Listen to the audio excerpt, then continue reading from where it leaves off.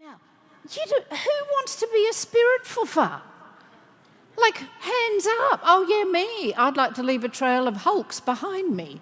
They're the ones that are the energy suckers. The spirit igniters are the ones who actually give you energy. You feel light and bright at the end of it. Imagine if every single person in your organisation was a spirit igniter. And every person that came in from the community came to you. In fact, I wasn't joking before, because you were like a joy centre for them. When they felt bad and they needed a lift, they would come in.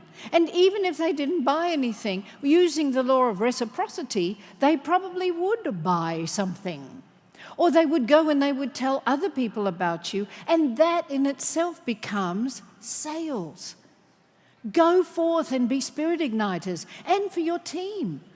And non-verbally, we full of spirits all the time. So when you turn to your friend on either side that you're about to make deep eyeball connection with, make sure that you're not a foofer. And if you are, by the way, see, most people who are foofers, they do not do that. They don't go, I wonder how many spirits I can foof today. They don't do that. They do it totally unconsciously. So if someone's foofing you, help them. All you've got to do as they turn to you, if they're going, you are an astonishing spiritual being. If they do that to you, help them. Just look at them and go,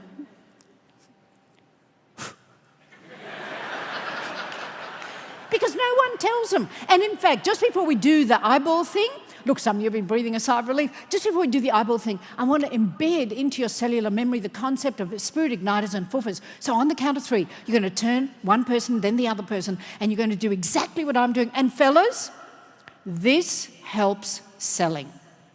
When you talk to women move our face, our hands, our voice. We move everything while we talk. We love this. It's brilliant, makes us feel good. This drives men nuts. Because when men speak, they only move their faces and they move their bodies very, very slowly. They keep their arms still.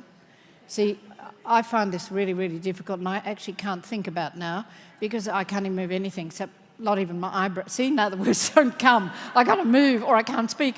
But when I'm doing this, you should see it. In a room this size, all of a sudden, every single man has started looking up because now he's thinking, now she's saying something intelligent. And as soon as I slip back into female speak, they go, oh, look, a girl. Yeah. And here's the other thing. It is really important. You get a lot of people coming into you stressed, don't you? Well, do you know when a woman is stressed, she needs to talk about the problem. And she talks and talks and talks and talks and talks and talks until she's covered all aspects of the thing that's bothering her. And look, I can even see some of the men are going, oh, look at that. But fellas, you've got to understand that. And maybe you need a few female pharmacists to set the females with the females. Because here's a picture of a woman listening to another woman talk about a problem. She goes, oh, no. Really? No. What? Oh, no. See, fellas, we love this. When we're talking about a problem, we want you to do things with your face and make noises like you're listening to us. And you're shocked because we want our feelings validated. But nobody tells men that. So, guys, you lose a lot of brownie points because you stand there. Here's a picture of a man listening to a woman talk about a problem.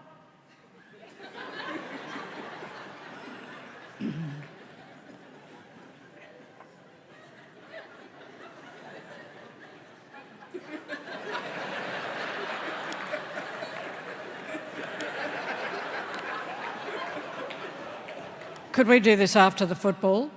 Yeah, no, fellas. She will shut up in half the time if you actually listen and make noises while she's talking. And then, okay, so I'll help you fellas too. Ladies, when men get stressed, John Gray, author of Men Are From Mars, Women Are From Venus, gave me permission to say this, men go into caves. And they go into the cave because they want to be left alone by themselves to solve their own problem. We don't know that. Women, when we're stressed, we talk about the problem. In fact, there's new science, latest science, in the last few years that says men do fight and flight. Women do tend and befriend.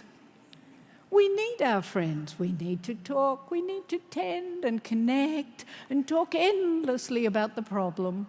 It's scientific. Anyway, so when a man gets stressed, he goes into this cave. We don't know. We think he's just like a woman. So we think he wants to talk about the problem. So we come up and we go, hi, I see you. Are you okay? Yes, thank you, I'm fine.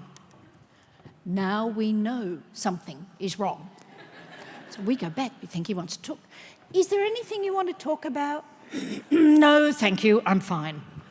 Now we know categorically, without hesitation, that he no longer loves us.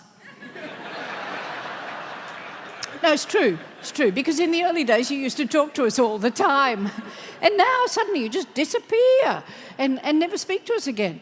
And so all of these things wrap into how do we connect with other people and be a spirit igniter. And how we embed this into our bodies is we do things. So before we do the eyeball H-to-H connection, we're going to turn to our person on one side and then the other, and we're going to do exactly what I'm doing. Because fellas, that was a long way of me saying, this is how you communicate with women.